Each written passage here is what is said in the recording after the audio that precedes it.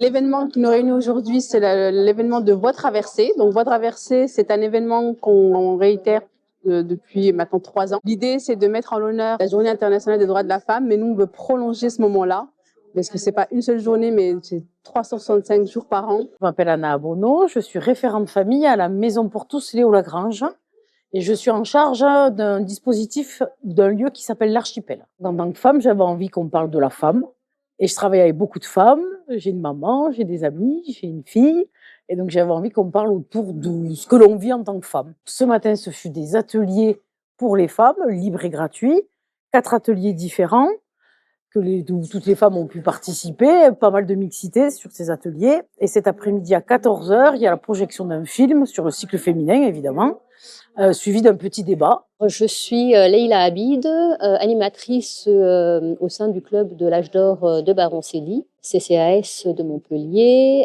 C'est pour valoriser des femmes qui font des actions, des femmes qui travaillent pour la santé pour toutes.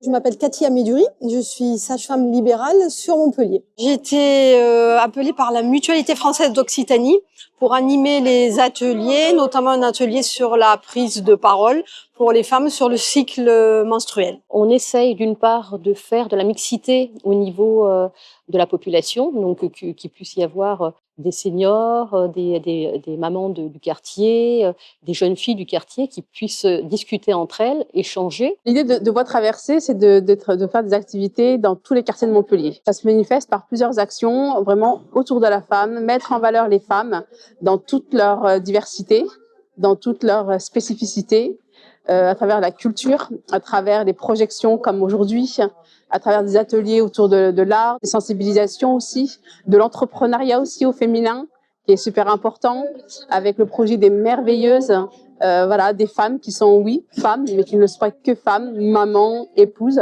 qui sont aussi auto-entrepreneurs et qui mènent une vie active et familiale en parallèle. C'était hyper intéressant, les femmes ont bien participé. On a été surprise que la parole soit facilement libérée.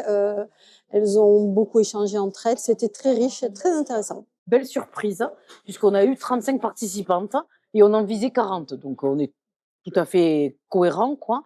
Et les participantes elles étaient toutes à l'aise, détendues et elles ont pris du plaisir. Donc pour moi, c'est déjà pas mal. Je trouve que c'est des journées qu'il faudrait renouveler parce que pour parler du cycle, parler de la ménopause, c'est tellement tabou comme sujet que c'est intéressant qu'il y ait des journées dédiées à ça. Aujourd'hui, le 10 mars, Voix traversée se fait à la Mosson et on a la chance de vous avoir. Le fil rouge se déplace ici, dans notre quartier, pour nous présenter cette projection, alors que je connais pas du tout, que je vais découvrir à 14h avec tout le public.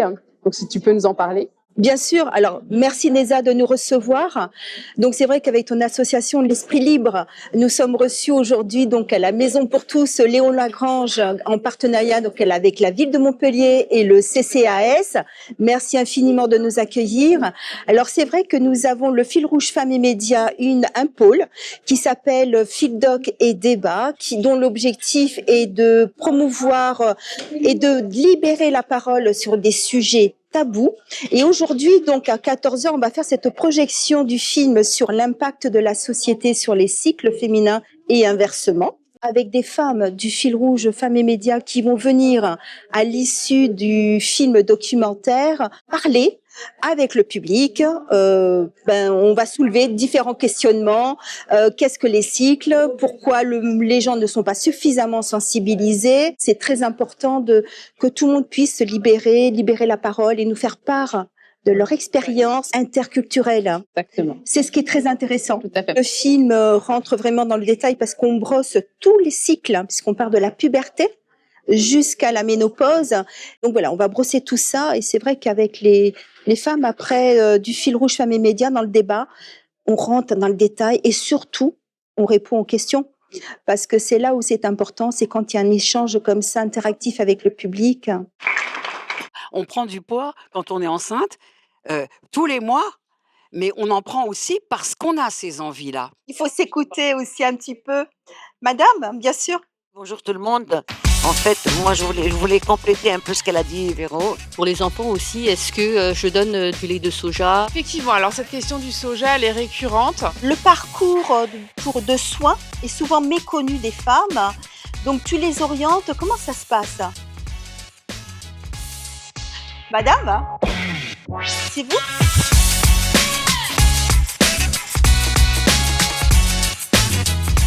Comment la loi ou l'État protège ou guide ou accompagne ces inégalités face aux soins médicaux? La loi n'a pas toujours la solution, parce que déjà des lois, on en a beaucoup.